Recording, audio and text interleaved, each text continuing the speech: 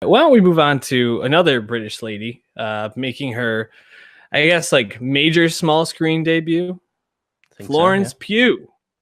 Pugh. Pew.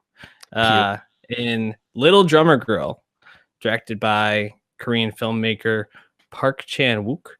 Hmm. 6-episode miniseries on AMC. However, they released the episodes 2 together at a time, so it's really only 3. An interesting format. It's a John le Carre property, and this is kind of like the follow up to 2016's Night Manager, which I think you watched and reviewed for the pod, right? I don't think we talked about it in the pod, but yeah, I like the Night Manager a lot. I actually thought about it a lot since in terms of comparing to Night Manager. But yeah, that was the most recent one. Got some Emmy Attention Limited Series category and had a stack cast on there. Yeah. Hiddleston, Debicki, Hugh Laurie, Hollander. It was good. Yeah, and this brings similarly some big names. Pugh is more new, and this is really, like I said, one of her first big roles. But yeah, Michael Shannon and Alexander Skarsgård is like the top line of this Right. this acting group. What was your impression of Little Drummer Girl? I've been seeing some good, some bad, some in between on this. Yeah, I think it's really impressively made. I think it really starts with Park Chan-wook's camera work. I mean, he's most well known for directing Old Boy in 2003 or so. But like his camera, like when that bomb goes off towards the end of the series, or when they capture the Zod groups capture Anna out of that car, and like the camera's far back on the hill as they chase her down. Like there's some really standout camera work in here, and then set design in general with the costumes and the editing and the locations and all over Europe. It's just a beautiful show. Also, good looking actors help that too. But I thought it looked great to watch and just be there. And what was it in the 70s, 80s? I forgot. Yeah, 70s. Cold War era. Mm-hmm. Israel versus Palestine, really heat of that conflict, really popping off. And that was great. And I think what was interesting is, I think this is a big through line, whether you liked it or you didn't like it, is the show is hard to follow at times, Yeah. And I don't think it's not like, oh, I was too dumb to follow. It's like, no, the show does not hold your hand when you're a watcher. And I think even, top critics like Alan Sepinwall will say that the show is a little confusing.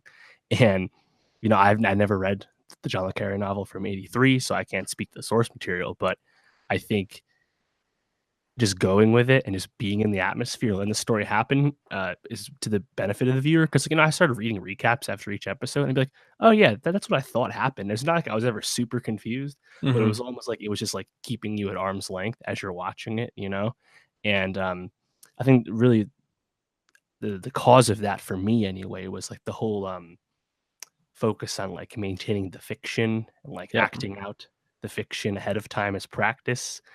I think that was just fucking with me and getting me confused. Definitely. But I still really like the show, and I think Florence Pugh obviously is the key breakout here, and she's great. She's in almost every scene, and she has to do a lot of work, in terms of scenes on her own and stuff. So I still really like the show, even if it was not as inviting and popcorny as say the Night Manager. Yeah, it was confusing at times, and I think Pugh really, I mean, she definitely gets the most to work with here, and it helps that a lot of the people around her, minus Skarsgård and the Al Calendar brothers, Michelle and Khalil, they get a little bit more to do, but like Skarsgård, his character is very muted. It's a very internalized role, and I think because like there's really maybe like 4 or 5 characters that get any sort of real time to do much in this, that really puts most of the show on Pugh's shoulders, and she really does nail it. I think that she's a budding star in the making. You think about just how much she has to do, like in these going in between these scenarios, and it's constantly on this roller coaster for her, where she's having this love affair with Skarsgård, she's being kidnapped and had putting her life on the line pretty constantly, having to think fast. Think about the scene where the crazy guy at that camp almost exposes her as a spy in front of everybody, and how phenomenal she is in that scene.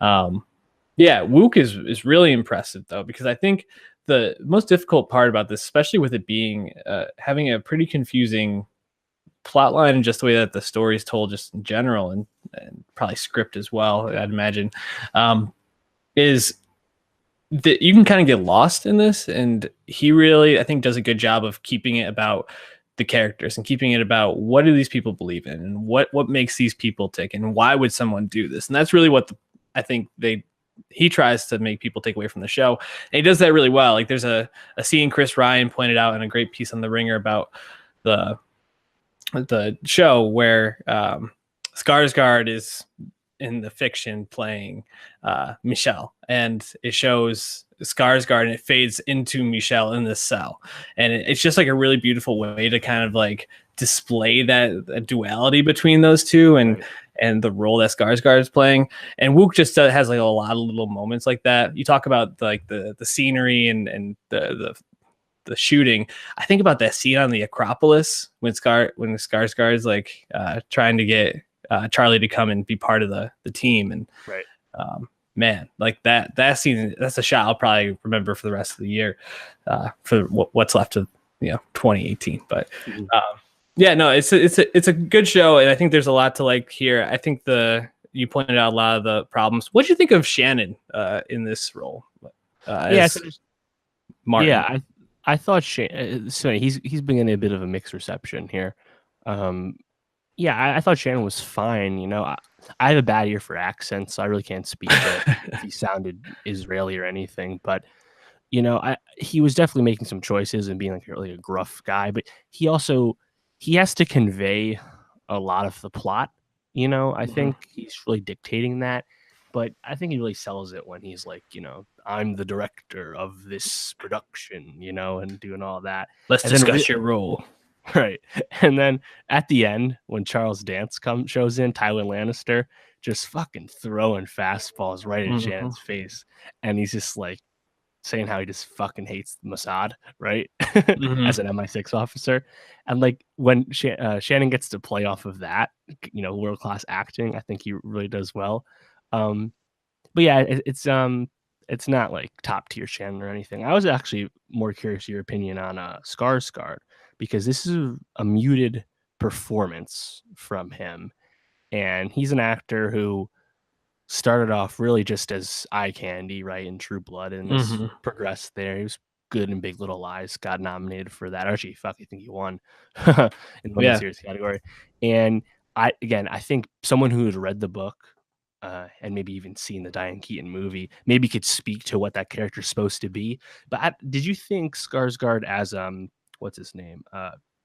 Getty Becker. Did he convey the emotion or lack thereof necessary for the role? Because it's pretty subdued, and he's alone for almost all of his that he's not with Charlie. So, I'm not sure if that character works. Maybe my ignorance of what the character source material is probably beneficial. I don't know. What'd you think?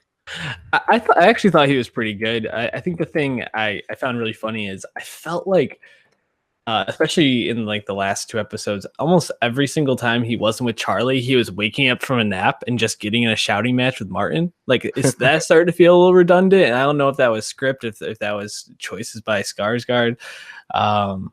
I also think for being a 6-hour long show, his character is a lot of like telling and not so much showing, which I think is it makes sense for with a limited time how they were trying to do everything. But at the same time, I would have liked to have seen a little bit more about how Giddy got to become the way he is, rather than him just being like, I was in this war, these things happened. Right. Yeah, that's a good point. Overall, I think Skarsgård did well with a pretty limited character. Shannon, I thought was actually really fun to watch, but like the thing I like most, like you mentioned, was when he was going up against the MI6 guy, Tywin Lannister. He was just like that. For some reason, I just really thought they were electric. It's probably just more Tywin Lannister being like fucking baller. I was thinking about Pugh a little bit, and I was really thinking she reminds me a lot of Saoirse Ronan. Sure. Just in terms of like her spunk, and I guess this is also seeing Saoirse Ronan in Lady Bird last year, still pretty fresh in my mind. I feel like their characters in these two roles are pretty synonymous, but they each are these small people who come into these roles and have such a big presence on the screen, regardless of who they're playing opposite, whether it's someone seasoned or someone unseasoned. Pretty impressive. Would you recommend the show to casual viewers, people who maybe are looking for something near the end of the year as we're winding down? Yeah, I mean, the psychotic way I think about things is Little Drummer Girl like a show that could, like, you know, through 11 months is like, you know, you have your set of your favorite shows you saw this year, the shows you've recommended to people throughout the year, shows you'll talk about, right? And it's like, is a show, can you watch a show now that can get into that conversation? And I think Little Drummer Girl is one of those shows. That's why I would recommend it. And I think even if the show is obtuse to some people at times, I think all of the whether it's just the beauty of watching the show and appreciating the filmmaking as well as the performances, make it worthwhile, you know. And of course, it comes from a great source material. So yeah, I would absolutely recommend this show. And I think you know, it's another example of how the lines have blurred between Hollywood and British productions. Like, just like Bodyguard, we just talked about. Yeah. Little Drummer Girl was literally just airing on the BBC, and now we have it here in America on AMC. So like, those lines are basically blurred now, which is awesome for us here in the States. But yeah, I mean, Florence Pugh, definitely someone to watch. I mean, she didn't have a lot to do in Outlaw King. I thought she was fine in that, but I still haven't seen Lady Macbeth from last year. That was her breakout, but I'm very excited to see her in Little Women opposite Saoirse Ronan and everyone else from Greta Gerwig. So she's star to watch. She's very young, like Ronan, and she's already quite popular on the internet. So I think she's going to be a huge star in no time. Bigger than Rita Ora in a year, or no? I mean, I say no. Rita Ora just has enormous brand recognition, you know, social media fame. So tough to compare the two. Now, if she's bigger than Ronan in a few years, that could be something. We'll see. So, as we wrap up this category, you said that you would recommend this to other people. Would you recommend this or the Romanoffs first? This. I would recommend Little Drummer Girl. Maybe if you want to recommend like episodes of the Romanoffs as an anthology show, maybe I'd recommend one of those first. I don't know. It depends on who I'm talking to. But yeah, I like the Little Drummer Girl more. That's for sure.